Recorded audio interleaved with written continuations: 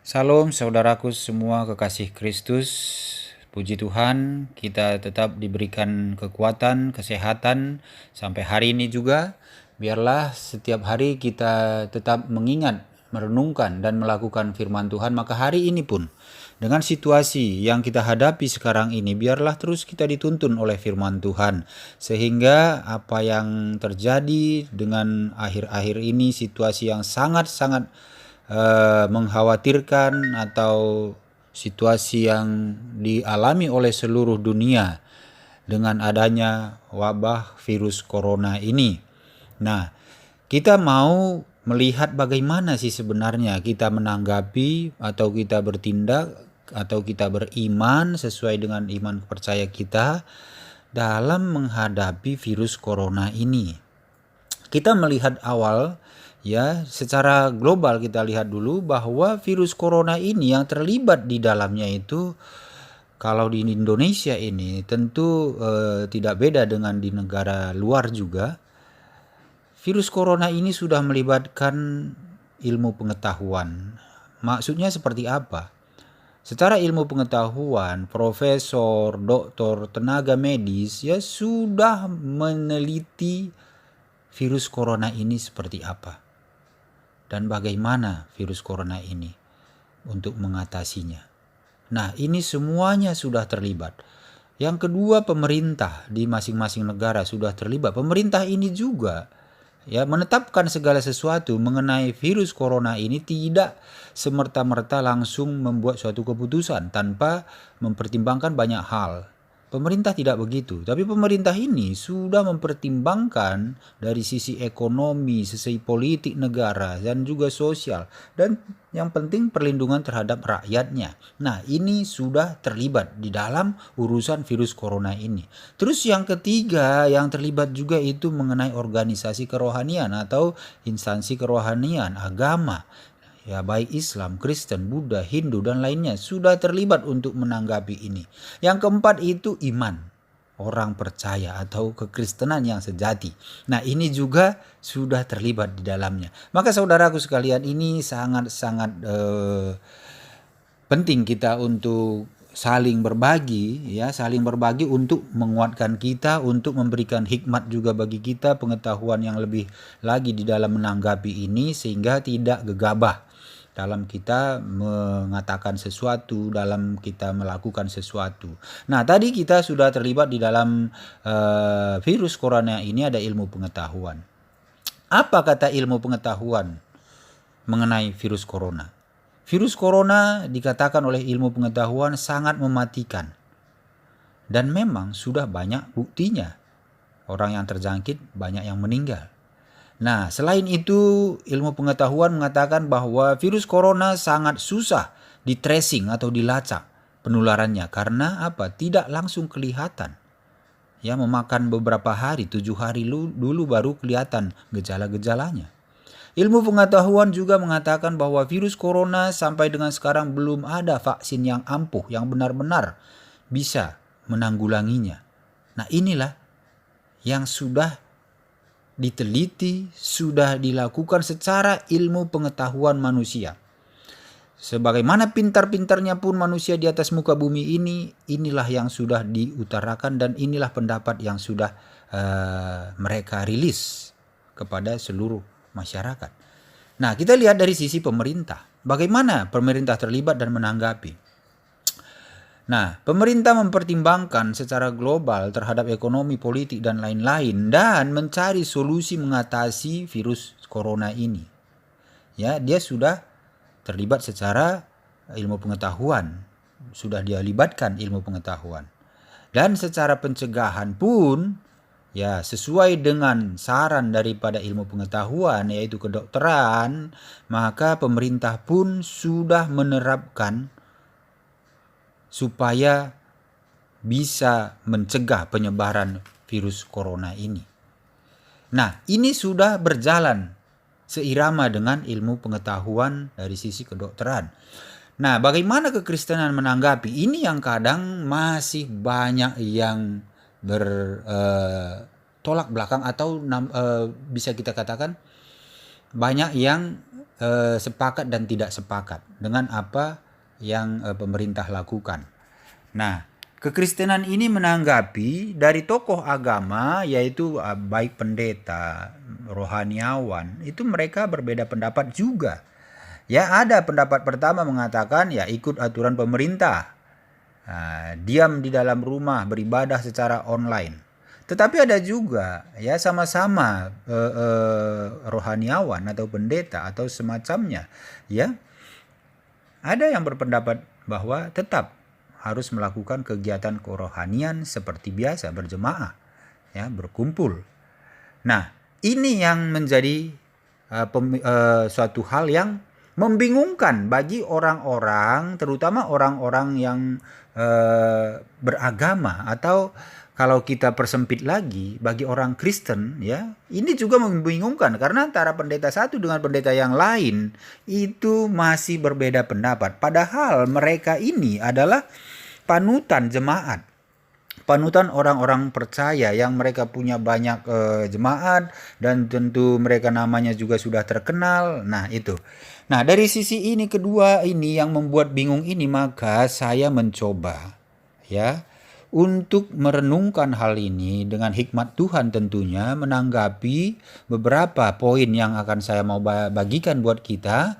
Ini adalah suatu pandangan, ya, pendapat atau hikmat yang saya terima untuk bisa saya bagikan juga menjadi pemahaman, dan mungkin ini penting juga buat kita supaya kita bisa renungkan, ya, dan kita nanti masing-masing yang melakukan tindakan apakah memang ini yang perlu dilakukan atau seperti apa. Nah, tanggapan yang saya ambil itu pertama tanggapan menurut firman Tuhan. Menurut firman Tuhan, dari sisi pemerintah, saya ambil itu ada firman mengatakan, ya, yang berhubungan dengan pemerintah itu di Roma 13 ayat 1 sampai 4. Roma 13 ayat 1 sampai 4 saya bacakan buat kita semua. Ini perikopnya mengenai kepatuhan kepada pemerintah. Ayat 1, tiap-tiap orang harus takluk kepada pemerintah yang di atasnya, sebab tidak ada pemerintah yang tidak berasal dari Allah, dan pemerintah-pemerintah yang ada ditetapkan oleh Allah. Sebab itu, barang siapa melawan pemerintah, ia melawan ketetapan Allah, dan siapa yang melakukannya akan mendatangkan hukuman atas dirinya. Sebab jika seorang berbuat baik, ia tidak usah takut kepada pemerintah, hanya jika ia berbuat jahat. Maukah kamu hidup tanpa takut terhadap pemerintah? Perbuatlah apa yang baik dan kamu akan beroleh pujian daripadanya. Ayat 4-nya, karena pemerintah adalah hamba Allah untuk kebaikanmu. Tetapi jika engkau berbuat jahat, takutlah akan dia, karena tidak percuma pemerintah menyandang pedang. Pemerintah adalah hamba Allah untuk membalaskan murka Allah atas mereka yang berbuat jahat. Haleluya, amin. Nah, jadi saudaraku, kalau saya pahami mengenai firman Tuhan ini yang berhubungan dengan pemerintah, maka apa yang dilakukan pemerintah untuk saat ini, ya, ini bukan kejahatan, bukan bertentangan dengan firman, bukan menghalangi untuk kita tidak boleh menyembah Tuhan. Tetapi pemerintah di sini dikatakan bahwa pemerintah ini adalah hamba Allah. Artinya pemerintah, tidak ada pemerintah, dikatakan tidak ada pemerintah yang tidak berasal dari Allah. Ya, karena pemerintah adalah hamba Allah untuk kebaikan. Nah, jadi yang dilakukan pemerintah ini kalau menurut saya sesuai firman Tuhan ini sudah tepat. Dia melakukan untuk kebaikan semua orang, karena seperti tadi saya sudah bahas di awal bahwa secara pemerintah ini menanggapi bahwa ini perlu untuk dicari solusi, perlu untuk dicegah penyebarannya, sehingga dia memberlakukan yang sekarang ini dibilang jangan berjamaah atau jangan berkumpul-kumpul dulu, tetapi silakan beribadah secara online, silakan beribadah atau bekerja dari rumah saja. Nah, ini kalau sesuai dengan Roma 13 ayat 1 sampai 4 tadi, ini adalah kepatuhan kita kepada pemerintah, karena yang dilakukan pemerintah itu adalah hal yang baik buat manusia. Nah, ini hal yang pertama. Hal yang kedua juga pada saat di Matius 22 ayat 21 dikatakan bahwa kita sebagai warga negara juga harus patuh kepada pemerintah, yang kalau di Matius 22 ayat 21 itu mengenai kewajiban kita, yaitu kewajiban untuk bayar pajak. Ini salah satu menandakan bahwa hal-hal yang baik yang dilakukan pemerintah harus kita taati. Ya, kita membayar pajak itu karena pajak untuk masyarakat juga, untuk semua gitu loh. Pemerintah meminta pajak kepada kita karena nanti akan digunakan untuk pembangunan-pembangunan yang kepentingan orang banyak juga. Ini artinya segala sesuatu yang dilakukan pemerintah untuk kebaikan bersama harus kita patuhi. Inilah yang dikatakan di Roma 13 ayat 1 sampai 4 tadi. Nah, ini tanggapan menurut firman Tuhan dari sisi pemerintah. Bagaimana dari sisi iman Kristen? Nah, ini dilihat dari orang-orang yang Kristen. Kita lihat dari beberapa konteks ya. Kita lihat pertama dari konteks kuasa Allah. Nah, konteks kuasa Allah. Bagaimana kuasa Allah dengan kejadian ini? Bagaimana kuasa Allah dengan adanya virus corona ini? Nah, kita lihat di Mazmur 91 ayat 5 sampai 11. Mazmur 91 ayat 5 sampai 11. Ini saya bacakan buat kita. Mazmur 91 ayat 5 sampai 11. Engkau tak usah takut terhadap kedahsyatan malam, terhadap panah yang terbang di waktu siang, terhadap penyakit sampar yang berjalan di dalam gelap, terhadap penyakit menular yang mengamuk di waktu petang. Walau 1.000 orang rebah di sisimu dan 10.000 di sebelah kananmu, tetapi itu tidak akan menimpamu. Engkau hanya menontonnya dengan matamu sendiri dan melihat pembalasan terhadap orang-orang fasik. Sebab Tuhan ialah tempat perlindunganmu, yang maha tinggi telah kau buat tempat perteduhanmu. Malapetaka tidak akan menimpa kamu, dan tulah tidak akan mendekat kepada kemahmu. Sebab malaikat-malaikatnya akan diperintahkannya kepadamu untuk menjaga engkau di segala jalanmu. Haleluya, amin. Nah, saudaraku semua, ini adalah dari konteks kuasa Allah. Kita percaya kuasa Allah itu berkuasa atas penyakit. Kita amini itu. Kuasa Allah itu tidak bisa dihalang-halangi oleh apapun juga. Dan kuasa Allah itu berkuasa atas orang mati pun bisa dibangkitkan. Tapi ini perlu kita cermati. Hal ini tidak dipakai untuk menantang firman Tuhan yang lainnya. Ini tidak bisa kita pakai untuk menantang yang tadi sudah dilakukan pemerintah yang sesuai dengan firman. Karena yang dilakukan pemerintah tadi juga sudah sesuai dengan firman. Jadi jangan diambil ayat ini untuk menentang itu. Firman Tuhan itu satu sama lain, semuanya itu saling berkaitan. Dan tidak ada salah satu sama lainnya bertentangan. Makanya yang utama itulah yang mengikuti. Artinya di sini pemerintah sudah melakukan hal baik dan sesuai dengan firman. Nah, kalau ada mungkin daripada hamba-hamba Tuhan mengambil ayat ini, ya kita aminin dan kita percaya bahwa kuasa Allah itu berkuasa atas sakit penyakit. Tapi konteksnya di sini adalah bagaimana orang percaya itu jangan takut kepada penyakit. Artinya kalau kita dalam lindungan Tuhan, kalau kita terus di dalam naungan Tuhan, tidak ada satu sakit penyakit pun yang akan berkuasa atas diri itu benar. Nah, ini harus kita lihat secara situasi yang ada sekarang ini. Ini tidak hanya bagi anak-anak Tuhan. Sekarang ini situasi global, ya, global, dan ini bukan menandakan bahwa siapa yang mengikuti aturan pemerintah berarti tidak percaya kuasa Tuhan. Bukan seperti itu. Ya, jadi konteks yang kuasa Allah ini tadi jangan dipakai untuk situasi yang sekarang ini. Nah, sekarang kita lihat lagi dari konteks orang percaya Yesus dengan orang yang tidak percaya. Keluaran 15 sampai 26.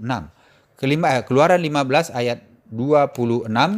Supaya kita tahu ya, beberapa dari firman ini jangan kita hanya mengambil sebagian terus kita benturkan dengan kebutuhan-kebutuhan kita, atau kita ambil itu firman itu hanya untuk kebutuhan kita atau hanya untuk menguatkan pendapat kita saja.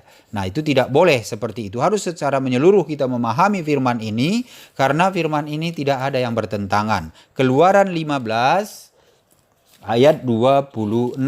Ini konteksnya orang percaya Yesus atau orang yang percaya Allah dengan yang tidak percaya. Keluaran 15 ayat 26 saya bacakan buat kita semua.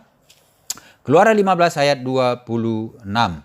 Dikatakan begini, firman-Nya, ya firman Allah, jika kamu sungguh-sungguh mendengarkan suara Tuhan Allahmu dan melakukan apa yang benar di matanya dan memasang telingamu kepada perintah-perintahnya dan tetap mengikuti segala ketetapannya, maka aku tidak akan menimpakan kepadamu penyakit manapun.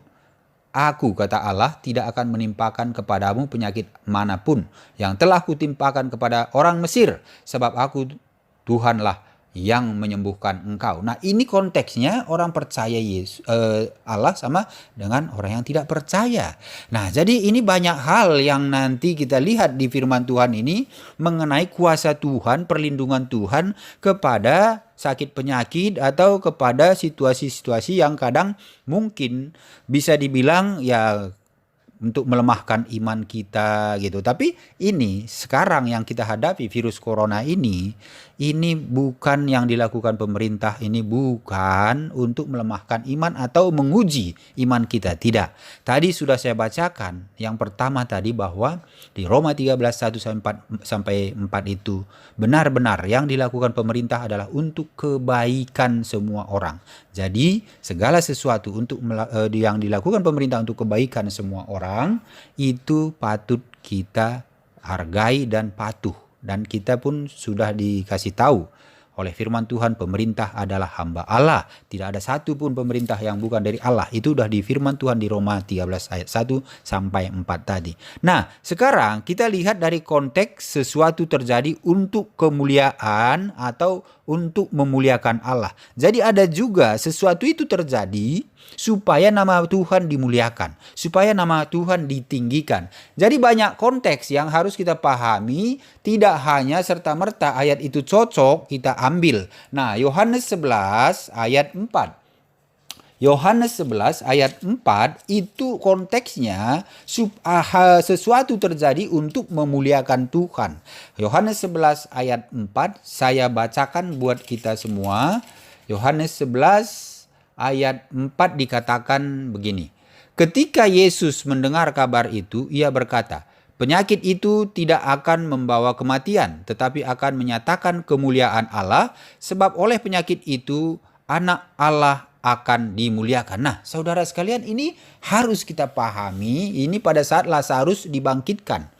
Jadi, Yesus membangkitkan Lazarus itu, ya penyakit itu bisa terjadi pada Lazarus atau Yesus membiarkan Lazarus mati dulu dengan penyakit itu supaya apa? Supaya nanti nama Tuhan dimuliakan dengan apa? Dengan Yesus membangkitkan dia, menyembuhkan dia. Nah, ini pun kita harus lihat secara global konteks virus corona ini. Apakah memang Tuhan mau ini supaya nama Tuhan dimuliakan dengan cara apa? Dengan cara mungkin anak-anak Tuhan, hamba-hamba Tuhan berdoa ya untuk supaya lebih dekat lagi kepada Tuhan. Berdoa untuk kesembuhan semua. Berdoa untuk pemulihan virus ini. Nah, ini yang perlu kita lakukan. Jadi ini tidak berhubungan dengan pribadi lepas pribadi, iman satu dengan iman satu orang dengan yang lainnya. Tetapi kita harus lihat konteksnya ini, ya. Kalau kita mau ini konteks bahwa untuk memuliakan nama Tuhan, maka yang pantas kita lakukan adalah kita berdoa. Berdoa itu tidak dibatasi ruang dan waktu, ya. Jadi kita tidak harus menunjukkan kita berkumpul untuk berdoa bersama, tetapi ya sekarang ini juga sudah dikatakan bahwa segala sesuatunya itu terjadi atas kehendak Tuhan. Jadi kita jangan lupa itu. Segala sesuatunya itu terjadi atas kehendak Tuhan. Tadi kalau konteksnya ini untuk memuliakan Tuhan, jelas ya. Sudah ditunjukkan di Yohanes 11 ayat 4 tadi. Kalau Lazarus mati karena penyakit sehingga dia mati, ya. Nah, penyakit itu terjadi untuk supaya nama Tuhan dimuliakan pada saat Yesus membangkitkan nama Tuhan dimuliakan. Nah, ini pun kalau memang kita semua orang yang percaya supaya nama Tuhan dimuliakan, silakanlah gereja-gereja berdoa. Silakanlah gereja-gereja terus bersatu dan meminta supaya Tuhan menghentikan virus corona ini. Nah, yang terakhir, kita lihat dari konteks kebijaksanaan yang diberikan Tuhan bagi kita. Ya, jadi ada juga konteksnya kebijaksanaan yang diberikan Tuhan. Tuhan juga mengasihi umatnya, itu dia memberikan kebijaksanaan. Tidak serta-merta hanya kita minta terus Tuhan melindungi kita, tapi pikiran kita tidak pakai, hikmat yang dari Tuhan kita tidak pakai, tidak begitu juga. Nah, kita lihat dari konteks ya kebijaksanaan yang diberikan Tuhan kepada kita. Nah, pertama dulu, kebijaksanaan seperti apa? Tuhan memberikan kebijaksanaan untuk kita menghindar dari bahaya.